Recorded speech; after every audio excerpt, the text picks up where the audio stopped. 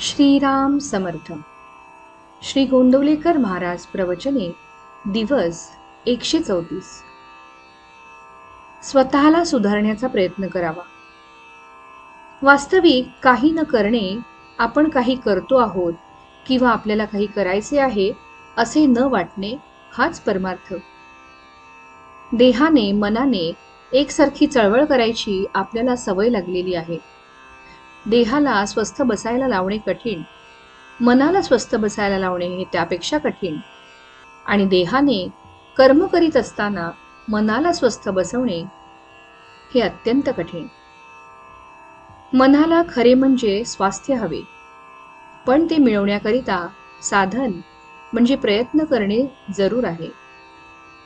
मनाचे स्वास्थ्य बिघडायला कारणे 3. 1. आपल्या इच्छेविरुद्ध गोष्ट होणे. 2. मागच्या आपल्या बऱ्या वाईट कर्मांची आठवण होणे. आणि 3. उद्याची काळजी लागणे.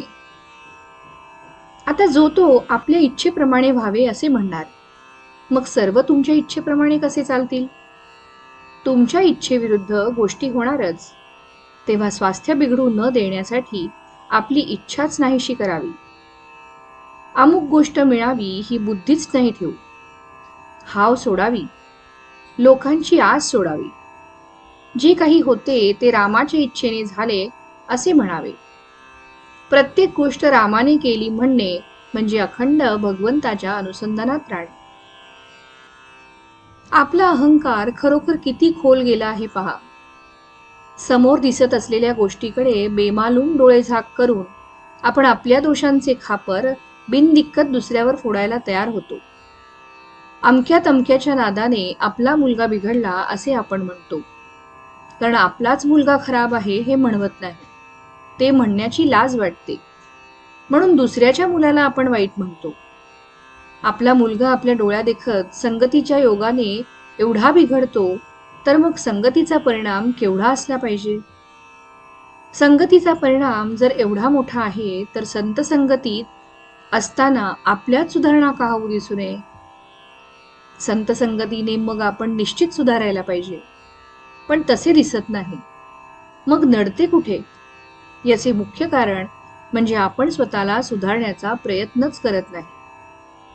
आपल्याला सर्व समजते, परंतु प्रयत्न करायला नको.